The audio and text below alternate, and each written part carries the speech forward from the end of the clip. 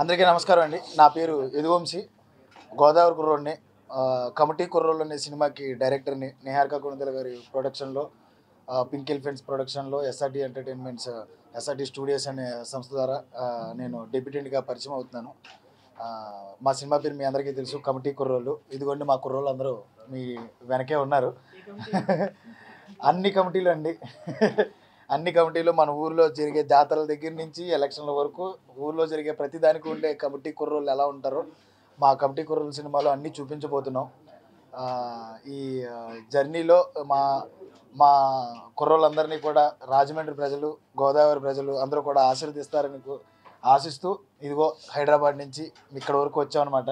మీ ఆశీస్సులు మా కుర్రోళ్ళకి, మా పింక్ ఎలిఫెంట్ పిక్చర్స్కి, మా సినిమా మీద ఉండాలని ప్రగాఢంగా ఆశిస్తున్నాను అనమాట. డెబ్యూటెంట్ నన్ను పరిచయం చేస్తుంది నిహారిక గారు and pink elephant pictures, SRT studios. లేదు సార్, నేను రైటర్గా పనిచేశాను కానీ నోటబుల్గా ఏం చేయలేదు సార్. డైరెక్ట్గా ఫస్ట్ సినిమా ఇదేనండి.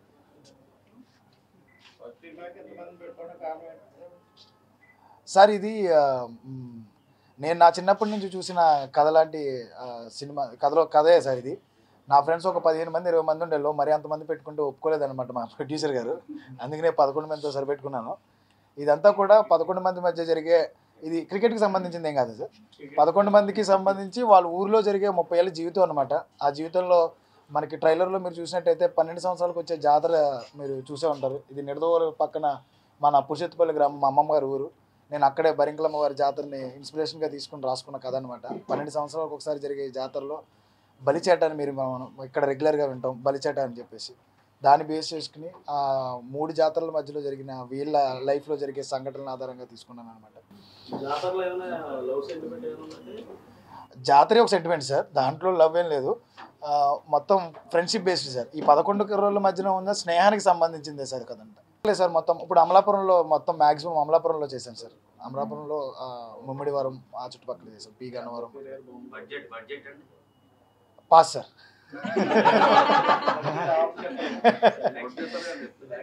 ఎంత ఫ్రెష్గా ఉంటే తెలుగు ప్రజలు ఈ మధ్యకాలంలో కొత్త వాళ్ళనే బాగా ఆదరిస్తున్నారు కదా. అందరూ మలయాళం సినిమాలు బాగున్నాయి, తమిళ సినిమాలు బాగున్నాయి అన్నారు కదండి. ఇంక పైన అనక్కర్లేదండి, తెలుగు సినిమాలు కూడా చాలా బాగుంటాయి. Thank you sir.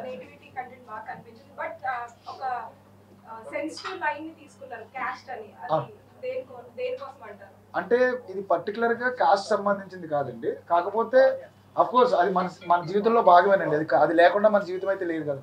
అందులో ఈ 30 ఏళ్ళ జీవితంలో అది కూడా ఒక భాగమే, అది కూడా ఉంటుందండి. డెఫినెట్లీ ఒక మంచి విషయాన్ని దాంట్లో టచ్ చేసాం. కానీ ఇది సినిమాల్లో బాగా మీకు అందరికీ బాగా అర్థమవుతుందని అనుకుంటున్నాను నేను. అంటే మీ రాజమండ్రి నుంచి చాలామంది నటులు ఉన్నారు. ఎందుకంటే ఇక్కడ చాలామంది క్యారెక్టర్ ఆర్టిస్టులతో పాటు చిన్న చిన్న నటులు, రంగస్థల నటులని నేను తీసుకున్నాను. దగ్గర 20 మంది 30 మంది ఈ సినిమాలో కనబడతారండి. మా హీరోయిన్ గారు తేజేశ్వరరావు గారు కూడా అలాగే ఆడిషన్కి వచ్చారు. చాలా మంచి నటి. మీ రాజమండ్రి మరో మంచి హీరోయిన్ని, మంచి యాక్టర్స్ని తెస్తుంది.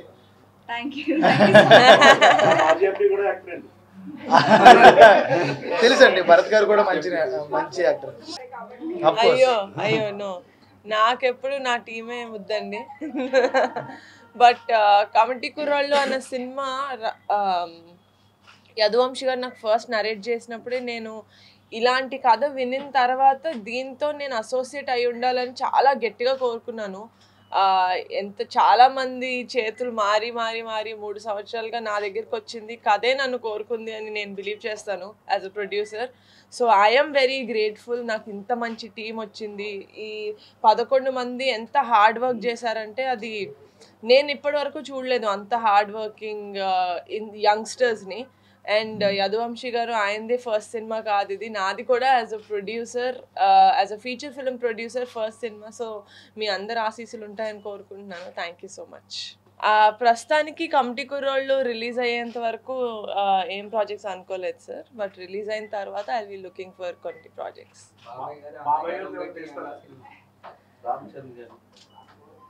ప్రస్తుతానికి చిన్న కుర్రోళ్ళతో తీసేంత బడ్జెటే ఉంది సార్ మా దగ్గర. బట్ వాళ్ళకి నిజంగా సెట్ అయ్యే, అంటే మా ఫ్యామిలీలో ఎవరికైనా వాళ్ళకి సెట్ అయ్యే ఒక కథ నా దాకా వచ్చి నేను తీయగలుగుతాను అన్న నమ్మకం నాకు కుదిరితే కనుక డెఫినెట్గా తీస్తాను. లేదండి. మమ్మల్ని అందరినీ డైరెక్ట్ చేసింది మేడం. జీవితంలో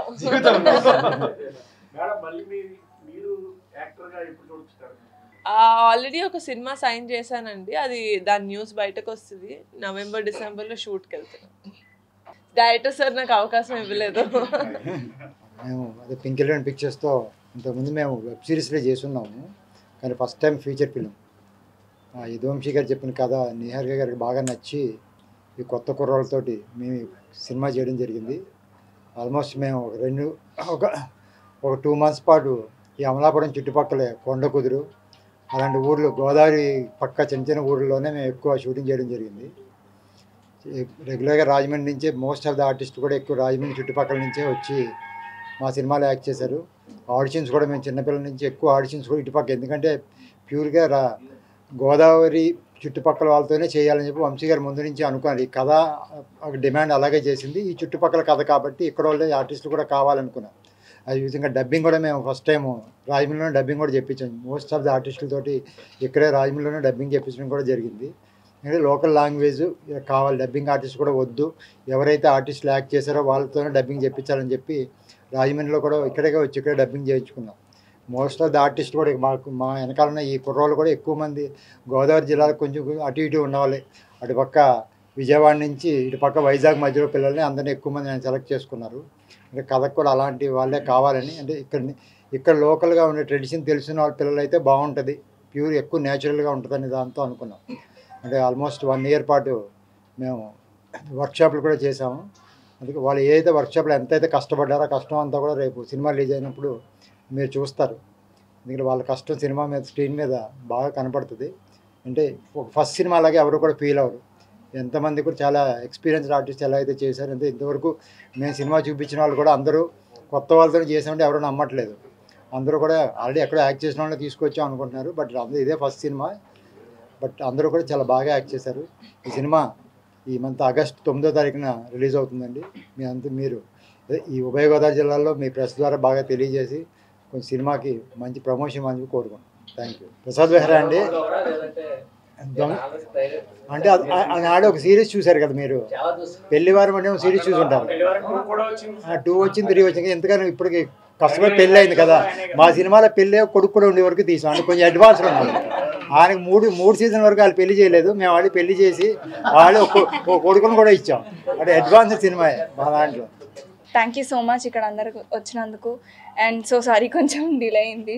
and firstly I'd like to thank director sir, Vamsi sir and Niharika ma'am నాకు ఈ ఆపర్చునిటీ ఇచ్చినందుకు.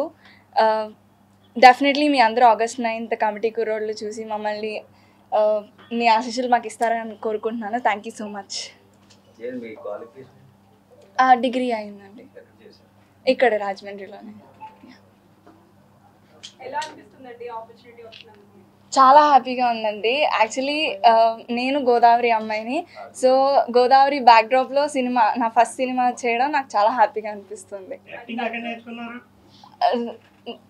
నేర్చుకోవడం అంటే నేను షార్ట్ ఫిల్మ్స్ చేస్తూ వచ్చాను నా ఇంటర్ నుంచి, సో అలా లైక్ దట్. ఊర్లో ఉండిపోయి మిగతా ఫ్రెండ్స్ కోసం ఎదురు చూసే ఒక క్యారెక్టర్, కొంచెం అమాయకంగా ఉండే క్యారెక్టర్, ప్యూర్ సోల్ ఆ క్యారెక్టర్లో ఉంటుందండి. అండ్ చాలామంది వాళ్ళని వాళ్ళు చూసుకునే ఒక క్యారెక్టర్ మా పెద్దోడు character. And thank you so much. ప్రస్తుతానికి పెద్దోడినండి ఇందులో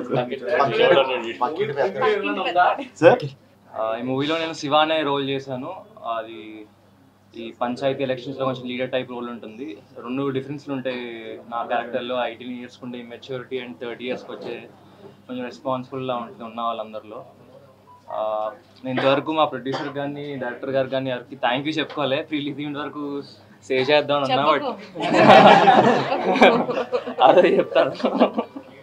but really thank you Niharika గారు అండ్ రమేష్ గారు, వంశీ అన్న. మేము ఎక్కడికి వెళ్ళినా ఇంత గ్రాండ్ రిసెప్షన్ మాకు దక్కుతుందంటే బికాస్ నిహారిక గారు ఉండడం వల్లే. Really grateful. నిజంగా ఈ ప్రాజెక్ట్ చేసినందుకు I feel really blessed. So thank you అండి నాకు ఆపర్చునిటీ.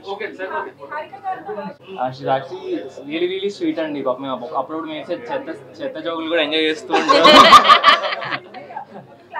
బట్ జోక్స్ పార్ట్ అండి.